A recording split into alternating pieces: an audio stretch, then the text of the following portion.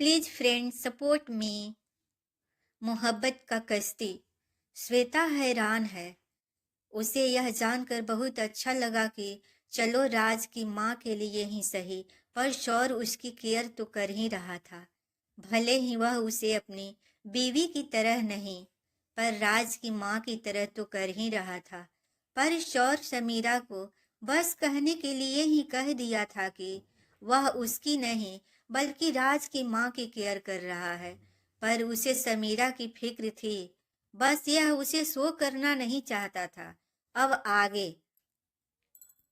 समीरा के ब्रेकफास्ट खत्म करते तक सौर वहीं उसके सामने वाले सोफे पर बैठे हुए अपने मेल्स चेक कर रहा था। उसे समीरा पर बिल्कुल भरोसा नहीं था कि उसके एब्सेंट में वह ब्रेकफास्ट करेगी। वह खाते खाते सड़ी सी शक्ल बनाकर मन ही मन बोली, ये भी कोई खाना है क्या? मना कि मुझे हेल्दी देखना चाहते हैं, पर कुछ तो इसमें टेस्टी सा ऐड करा देते। पूरे मुंह का टेस्ट ही बिगाड़ दिया इन्होंने। सौर उनकी तरफ देखे बिना ही मोबाइल में काम करते हुए बोला, मुझे कोसने से कुछ नहीं होगा, तुम्हें ये डाइट कंटिन्यू करनी पड़ेगी जब तक तुम हेल्दी नहीं हो जाती। समीरा चुपचाप ब्रेकफास्ट करने लगी। ब्रेकफास्ट करने के बाद रूम के डोर पर किसी ने नॉक किया। शौर डोर खोलने गया। यह सामर्थ था जो शौर के ऑर्डर पर एक लेटेस्ट फोन ले आया।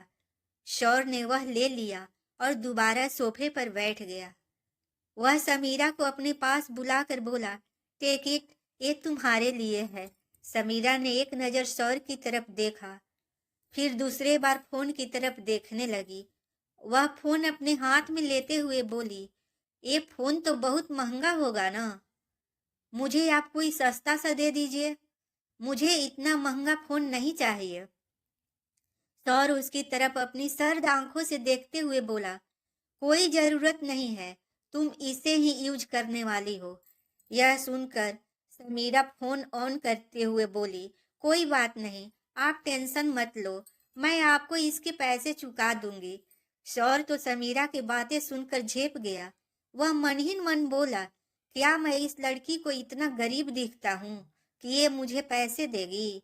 शौर उसकी तरफ देखते हुए बोला, इसमें मेरा नंबर सेव है, अगर तुम्हें कभी भी कोई प्रॉब्लम होती है तो मुझे कॉल कर देना, ओके? समीरा भी हाँ में सिर हिला देती है। सौर अपने ऑफिस के लिए निकल जाता है और समीरा फोन को देखने में लगी हुई थी। राज अपने किंडरगार्टन तक जा चुका था और मोहित भी कॉलेज गया हुआ था। दूसरी तरफ करण इंडस्ट्रीज कंपनी के सीईओ मिस्टर गौतम करण आज सभी इम्पोर्टेंट के मैनेजर्स की एक मीटिंग लेने वाले थे, इसलिए सब मैनेजर्स मीटिंग हॉल की तरफ रुख कर रहे थे। थोड़ी ही देर में मिस्टर करण भी मीटिंग हॉल में आ गए और मीटिंग शुरू हो गई। आज एक इम्पोर्टेंट मुद्दे पर मिस्टर करण सबकी राय लेना चाहते थे, इसलिए उन्होंने ये मीटिंग रखी थी। उनकी सेक्रेटरी मिस अंजलि ने प्रॉब्लम को स्लाइड के फॉर्म में एड्रेस किया। सभी डिपार्टमेंट के मैनेजर्स अपना अपना सुझाव देने लगे। मीटिंग हॉल में श्वेता भी मौजूद थी। वह फाइनेंस डिपार्टमेंट की मैनेजर थी। उसमें अपनी राय रखते हुए कहा, सर मुझे लगता है कि हमें इसे पहले से शुरू करना चाहिए, बल्कि इसका लक्ष्य अलग करना चाहिए। अगर हम इस पुराने प्रोजेक्ट पर अपना टाइम और मनी इन्वेस्ट करते हैं तो इसमें हमारा लॉस ही होना है। तभी एक दूसरे के डिपार्टमेंट की मैनेजर श्वेता की बातों को ऑब्जेक्ट करते हुए बोली, sir I don't think so कि हमें इसे छोड़कर नए प्रोजेक्ट पर काम करना चाहिए। मिस्टर करण श्वेता की तरफ देखते हुए बोले, श्वेता क्या तुम एक्सप्लेन कर सकती हो कि why should we leave this project? Shweta, yes sir, I can explain. अगर हम इस प्रोजेक्ट को दोबारा उसी पॉइंट पर स्टार्ट करते हैं जहां हमने इसे छोड़ा था, तो इसे हमें एक नए सिरे से स्टडी करनी पड़ेगी, which is totally wastage of time. और इस प्रोजेक्ट के अप्लाई की कॉस्ट भी हमारी एक्सपेक्टेशन से कहीं ज़्यादा होगी और उसके कंपैरिजन में इसके सक्सेसफुल होने के परसेंटेज भी काफ़ी कम है। यह कहते हुए श्वेता अपना रिसर्च रिपोर्ट प्रोजेक्ट पर शो करती है। सभी बहुत गौर से श्वेता के एक एक पॉइंट्स को ध्यान से सुनते हैं। आखिर में मिस्टर करण का डिसीजन वही होता है जो श्वेता ने कहा था। मिस्टर करण, आप सबकी राय को मद्देनजर रखते हुए हम इस प्रोजेक्ट को यहीं ड्रॉप करते हैं और इसकी खामियों का ध्यान रखते हुए इससे बेटर मॉडल पर काम करने के लिए अगले 2 दिनों में एक टीम असाइन की जाएगी, जिस टीम का हैंड में फाइनेंस डिपार्टमेंट की हैंड मिस श्वेता मेहता को बनाता हूँ। मिस श्वेता, टीम आपके लिए लीडरशिप में काम करेगी। श्वेता मिस्टर करण की तरफ देखते हुए बोली, थैंक यू सर, मैं आपको डिसपॉइंट नहीं करूँगी। मीटिंग खत्म होने के बाद सभी अपने अपने केबिन में आ गए। केबिन में आकर श्वेता चेयर पर बैठी ही थी, तभी उसका फोन रिंग हुआ। फोन किसी अननोन नंबर से था। उसने कॉल पिक किया। फोन पर, श्वेता, हेलो कौन? समीरा। हेलो श्वेता, ये मैं हूँ। श्वेता, समीरा तू कहाँ है? कैसी है? सब ठीक है ना? तुझे पता है मैंने इस एक हफ्ते से तुझे कहाँ कहाँ तक नहीं ढूंढा। मैं बहुत परेशान हो गई थी कि तू कहीं तुझे कुछ हो तो नहीं गया। समीरा उसे रिलैक्स करवाते हुए बोली, अरे मेरी माँ, पहले सांस तो ले ले। मैं जहाँ भी हूँ बिल्कुल ठीक हूँ, तू मेरी फिक्र मत करना। श्वेता, पर तू कहाँ है? कहाँ? और उस दिन पार्टी में तू कहाँ गायब हो गई थी? समीरा उसे सबीर और उसके दोस्तों की सारी करतूतें बताती है। फिर सौर के बारे में भी बता देती है कि कैसे उसने उन दरिंदों से बचाया था। वह सौर से शादी वाली बात भी बता देती है। श्वेता तो शादी वाली न्यूज सुनकर ही शौक में चली जाती है। वह इस हैरानी में बोली, तुम मिस समीरा मल्होत्रा से मिसेज समीरा सौर सिंघानिया हो गई और मुझे बताना भी जरूरी नहीं समझा? समीरा, मैं खुद शौक में थी, तुझे क्या बताती। और मेरा फोन भी मेरे पास कहाँ था जो तुझे मैं कॉल कर पाती। ये सब इतनी जल्दी में हुआ कि मुझे खुद पता नहीं चला कि मेरी शादी हो गई है। बाय द वे, शादी मेरी मर्जी से भी कहाँ हुई है।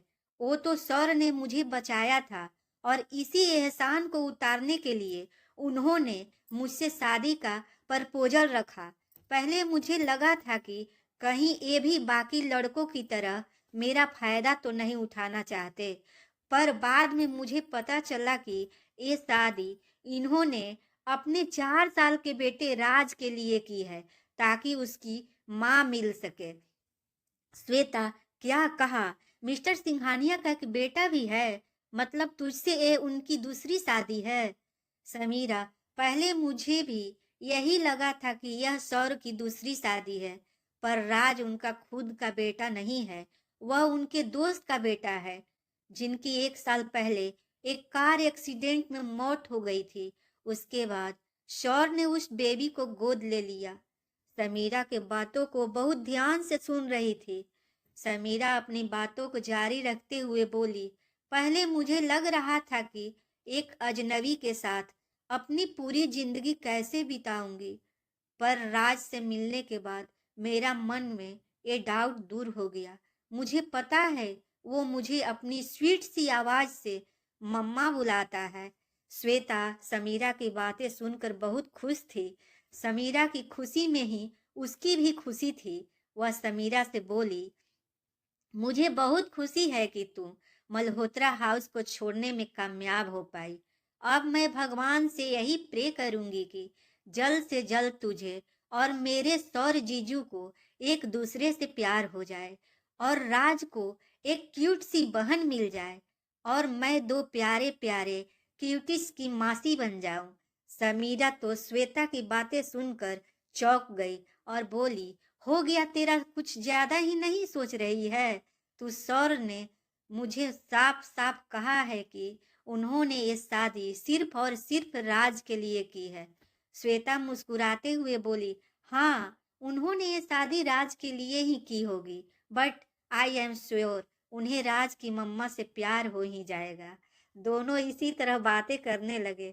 श्वेता, अच्छा तू अपने घर का एड्रेस बता, मैं आती हूँ कभी तुझसे मिलने। समीरा सिंघानिया मैंसन का एड्रेस सेंड कर देती है। फिर थोड़ी देर बातें करने के बाद वह कॉल डिस्कनेक्ट कर देती है। वह नीचे जाकर वीर जी के कमरे में जाती है, जो बेड में आराम से बैठकर एक बुक पढ़ रहे होते हैं। समीरा उनके रूम में खाने की प्लेट लेकर जाती है। वह आहिस्ते से उनका चश्मा हटाते हुए उनका बुक ले लेती है और उनके टी टेबल पर प्लेट रखकर खाने के लिए बोलती है। वीर जी स्माइल करते हुए समीरा का ऑर्डर फॉलो करते हुए खाना स्टार्ट करते हैं। थोड़ी देर बाद समीरा उन्हें दवाई दे देती है। वह वीर जी के वापस सुलाते हुए बोली, डैड अब आप रेस्ट कीजिए, मैं चलती हूँ।